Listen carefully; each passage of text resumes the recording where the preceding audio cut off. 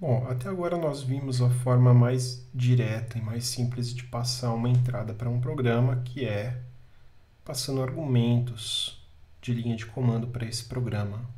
Mas essa não é a única forma, tá? Vamos ver agora algumas outras formas. Algo que é bastante comum, e inclusive foi o nosso primeiro exemplo, é receber entradas do teclado. Na realidade, o que a gente chama de entrada do teclado formalmente é chamada de entrada padrão do sistema. Em vez de ser lida do teclado, ela pode ser lida de arquivos ou até de outros programas.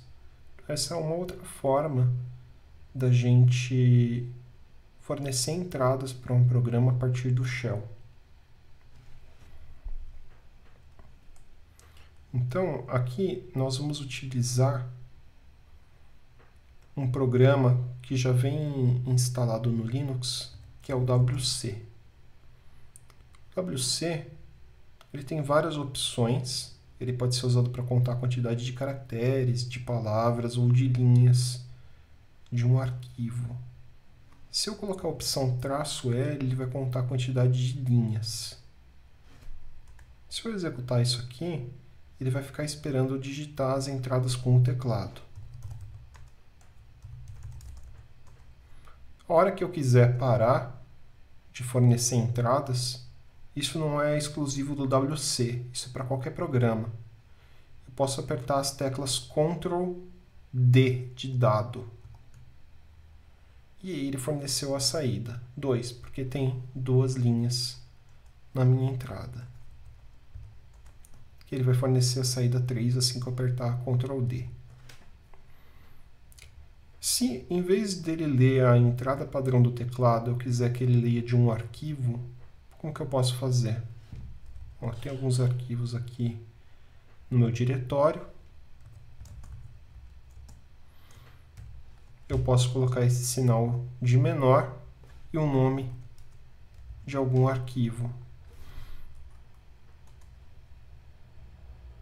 Aí ele contou a quantidade de linhas que tem no meu arquivo programa.c.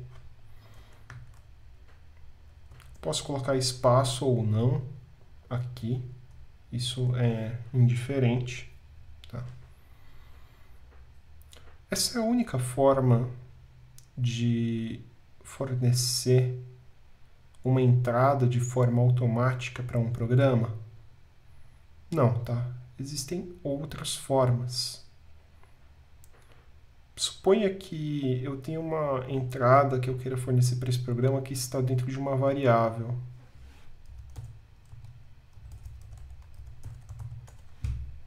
Como que eu posso fazer isso? Posso usar uma construção especial do shell, que é esse três sinais de menor. E colocar aqui uma string onde o valor da variável vai ser substituído usando esse cifrão.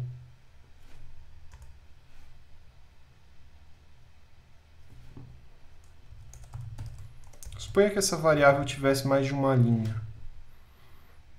Bom, aqui como eu quero construir uma variável com mais de uma linha, eu preciso colocar aspas para que ele não interprete o pulo de linha como o final do comando.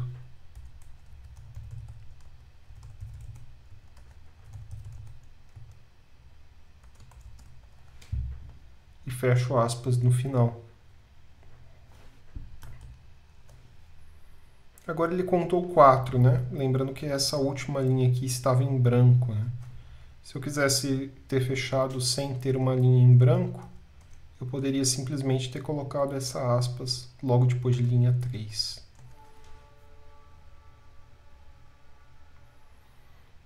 Bom, essa é a única forma? Não. Existe também uma forma de eu direcionar a saída de um programa para a entrada de outro. Então, vamos usar aqui só para exemplo uns programas muito bobinhos. Então tem um comando chamado cat que lê um ou mais arquivos e joga o conteúdo deles na saída.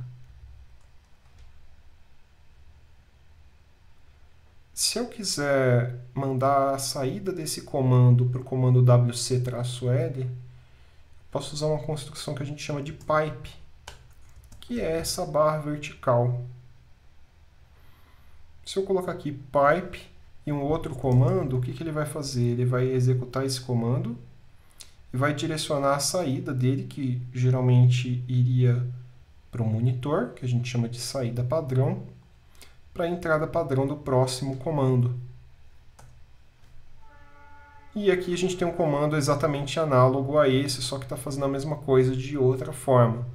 Em vez dele passar esse arquivo diretamente como entrada padrão para esse comando, ele está lendo esse arquivo usando esse outro programa e daí passando indiretamente o conteúdo dele para o WCL. O efeito é o mesmo, tá? Só para a gente exemplificar.